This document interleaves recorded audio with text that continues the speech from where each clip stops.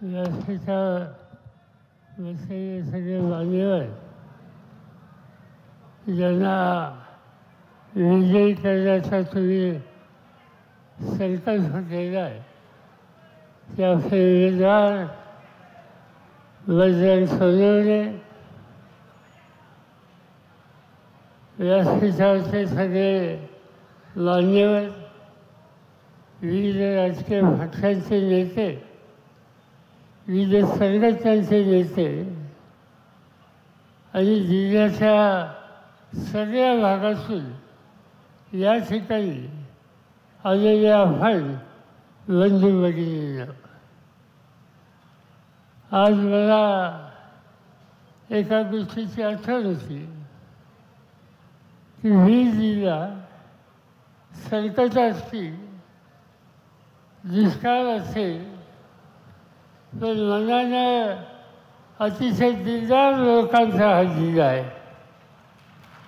एकदा या जिल्ह्यामध्ये या जिल्ह्याच्या जनतेनं मी विनंती केली आणि मी विनंती केल्याच्या नंतर या जिल्ह्यात जेवढे आमदार आहेत ते सगळे आमदार निवडून दिले आणि एक जबरदस्त शक्ती माझ्या मागं उभी करण्याचं ऐतिहासिक काम या जिल्ह्याच्या जनतेने केलं. पण सत्ता मिळाली नाही. आमदार दिले, सत्ता दुसऱ्या दिली. मी अस्वस्थ होतो का ज्या जनतेनं सगळे आमदार दिले तिची सत्ता राज्याची ही जर अभ्यास नसेल तर त्या जनतेचं त्या जिल्ह्याचं दुःखं दूर कसं करायचं. 5 वर्ष निघून गेली. केंद्र सरकारमध्ये काम करायची संधी मिळाली आणि ती मिळाल्याच्या नंतर याच बीडमध्ये एक मोठा कार्यक्रम आयोजित केला होता. त्या कार्यक्रमाला माझी हजेरी होती.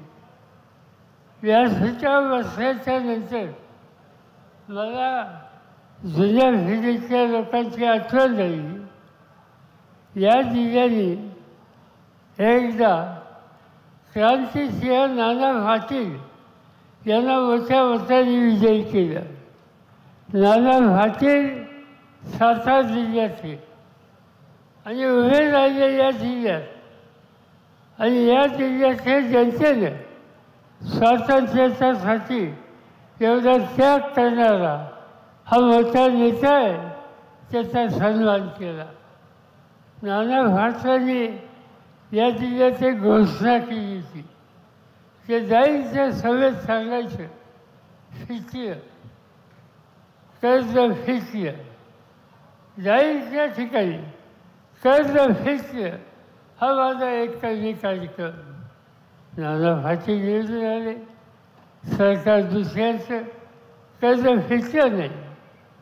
पण माझ्या हातात सत्ता आल्याच्या नंतर ज्या जिल्ह्याने सगळे आमदार दिले, ज्या जिल्ह्यामध्ये क्रांतिसिंह नाना पाटलांनी कर्ज फिरत्याची घोषणा केली त्या संबंधीचा निकाल घ्यायची संधी नेत्याने मला दिली. तिची सभातर्फे दिल्लीला गेलो आणि 8 दिवसाच्या आत 71,000 कोटीचं कर्ज माफ करून टाकलं शेतकऱ्याच्या डोक्यावरचं. आणि हे काम याचा लाभ देशातल्या सगळ्या राज्यांना झाला. पण त्याची सुरुवात या 20 जिल्ह्यातल्या कष्टकरी शेतकऱ्यांनी घाम घालून जे काही पिकवलं आणि त्याची किंमत मिळाली नाही त्यामुळे तो संकटात गेला. त्यामुळं ही माफी सर्व देशातल्या शेतकऱ्यांना मिळाली. ती तुम्हा वीरकरवासियांच्या मार्फत तुमच्या विचारातून आणि तुमच्या धोरणातून ही मिळाली. आणि म्हणून तुम्हा सगळ्यांना लाख लाख धन्यवाद देऊ इच्छितो. आज काय दिसतंय आज देशाचं राज्य नरेंद्र मोदींच्या हातामध्ये.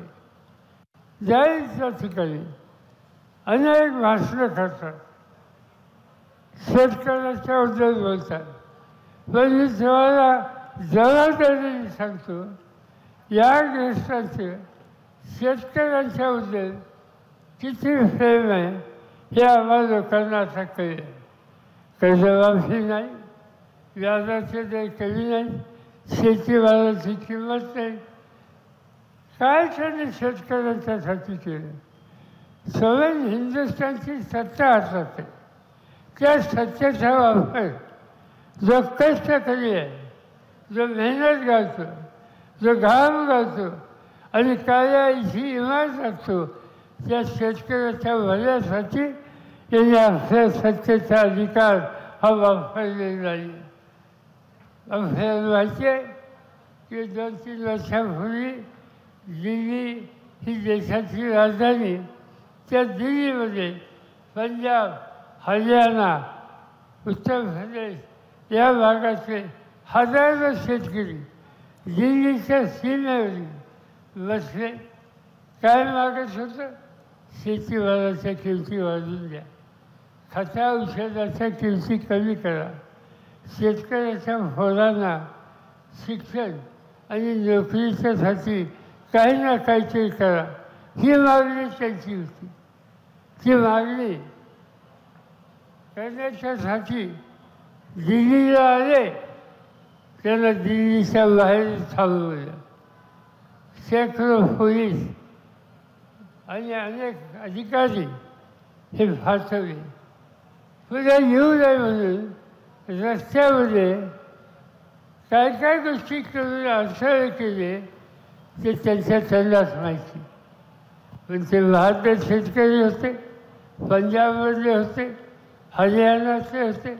त्यांनी ठरवलं की जोपर्यंत केंद्र सरकार आमच्या दिल्लीला जायचा रस्ता मोकळा करत राहील तोपर्यंत आम्ही इथून उठणार नाही. आणि आपल्याला आश्चर्य होते, 1 वर्ष उन्हाचा विचार केला नाही, थंडीचा विचार केला नाही, पावसाचा विचार केला नाही. ही सगळी त्या भागातली शेतकरी मंडळी रस्त्यावर येऊन बसली. 1 वर्ष त्यांनी आंदोलन त्या ठिकाणी केलं. 700 शेतकरी उन्हात साधावे, थंडी वारावे, मृत्युमुखी पाहिजे. 700 शेतकरी मरण पावले. तरीही दिल्ली सरकारच्या, भाजप सरकारच्या, नरेंद्र मोदींच्या सरकारला या शेतकऱ्यांच्या बद्दलची आस्था त्या ठिकाणी वाटली नाही. याचा अर्थ स्वच्छ आहे, हे राज्यकर्ते शेतकरी विरोधी आहेत.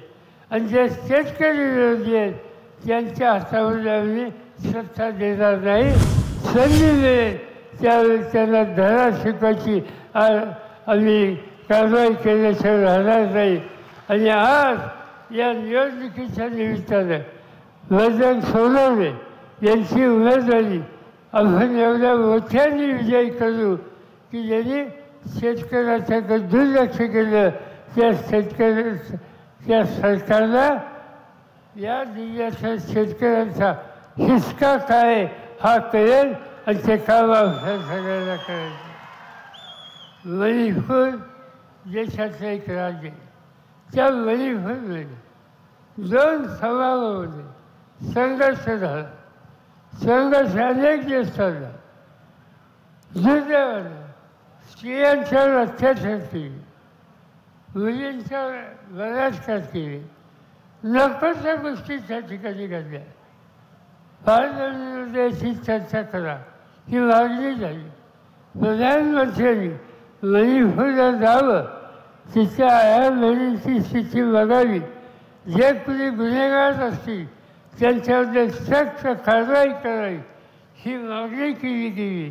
पण इतके दिवस हे आंदोलन चालूनसुद्धा नरेंद्र मोदींना कधी असं जावंच वाटलं नाही की आमच्या आया बहिणी त्या ठिकाणी संकटात आहे, त्यांनी त्यांच्याकडे धुंकून बघितलं नाही. दिल्लीमध्ये अत्याचार केले गेले. गुजरातमध्ये अत्याचार केले गेले. बिल्किस बानो नावाची एक भगिनी गुजरातमध्ये काही लोकांनी अल्पसंख्याकांच्यावर अत्याचार केले. हे लोक जे अत्याचार करणारे होते ते बिल्किस बानोच्या घरात घुसले. तिच्यावर अत्याचार केले. तिच्या लहान मुलीच्यावर अत्याचार केले. आणि गंमत अशी आहे की ज्या वेळेला या अत्याचार करणाऱ्यांना पकडलं गेलं, केस केली गेली आणि केस केल्याच्या नंतर कोर्टाने त्यांना 11 वर्षाची शिक्षा दिली. आणि ती शिक्षा दिल्याच्या नंतर मोदी भाजप यांच्या सरकारने काही दिवसांनी त्यांना सोडून दिलं. ज्या लोकांनी आया बहिणींचा अत्याचार केले त्यासाठी कोर्टाने त्यांना शिक्षा दिली. हे माहीत असताना सुद्धा त्यांची शिक्षा माफ करण्याचं पाप भाजप सरकार, मोदी सरकार यांनी दिल्लीमध्ये केलं. याचा अर्थ हा की इथल्या शेतकऱ्यांच्या वतीची असता ना आया बहिणींच्या संबंधीची असता. या देशामध्ये 2 महत्त्वाची राज्ये आहेत. एकाचं नाव दिल्ली, देशाची राजधानी आहे. आणि त्या देशाच्या राजधानीवर अरविंद तिथे मुख्यमंत्री, त्या मुख्यमंत्री आणि त्या मुख्यमंत्र्यांनी अतिशय चांगलं काम केलं.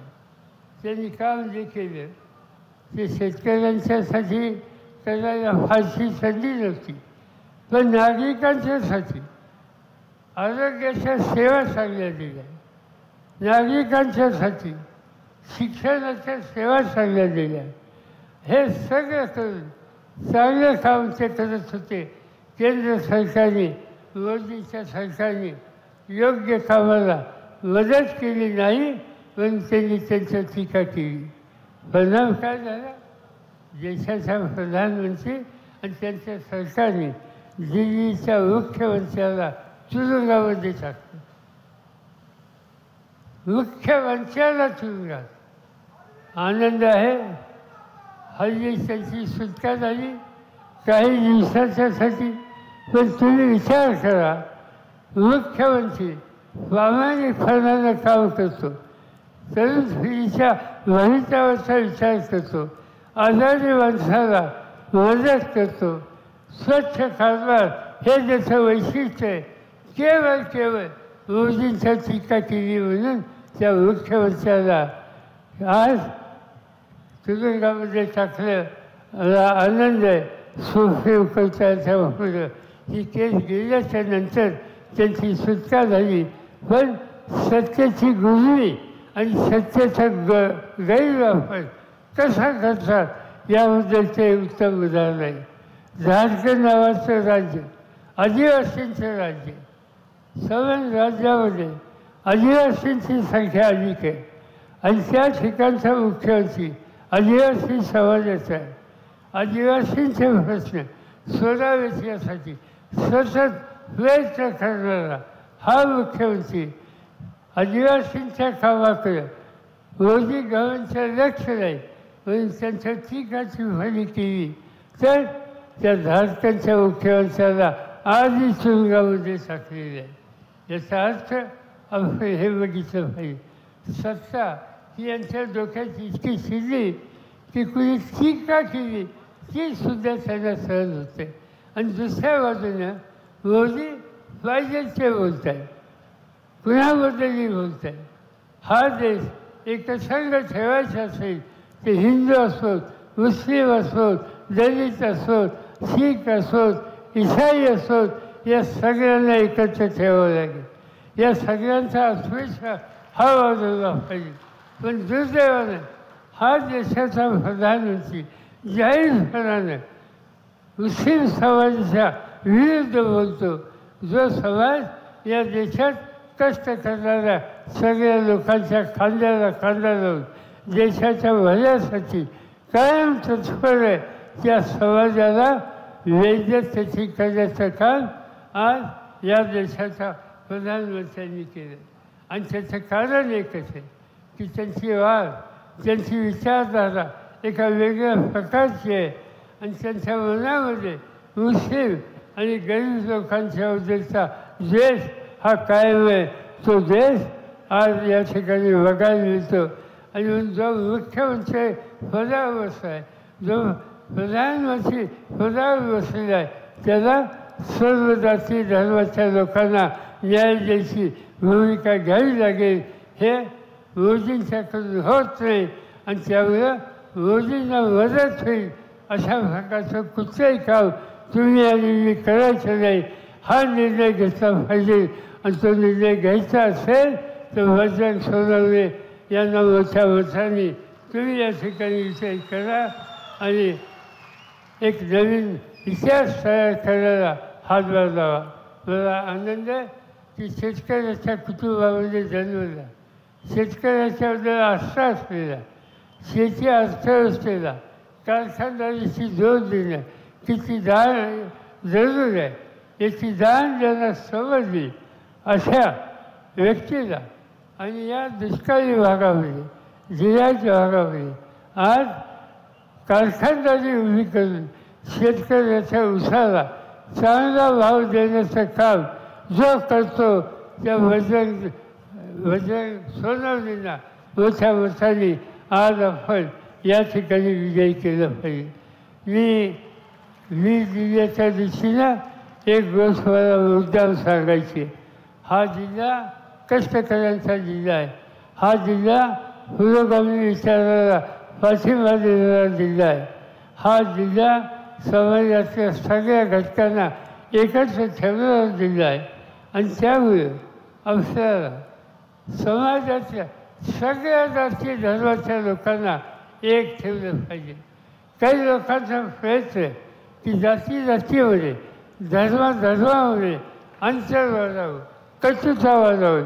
पण मी आपल्याला सांगू इच्छितो आणि मला या जिल्ह्यातल्या सामान्य माणसाचं जे अंतःकरण माहिती आहे ते अंतःकरण बघितल्याच्या नंतर मग इथे हिंदू असो, मुस्लिम असो, श्रीलंकास असो, आदिवासी असो, आज या सगळ्या समाजाचे लोक एकत्र राहणं, एकत्र येऊन पुढे जाणं आणि जो एक छत्रपती शिवाजी महाराजांचा हा जो विचार आहे तो विचार घेऊन आज कुणी जरांगे फुलं येत असतील, आणखीन कुणी फुलं येत असतील, त्या ऐक्याच्या विचाराला ज्यांनी हातभार लावला त्या सगळ्यांना आपण लोकांनी सहकार्य केलं पाहिजे.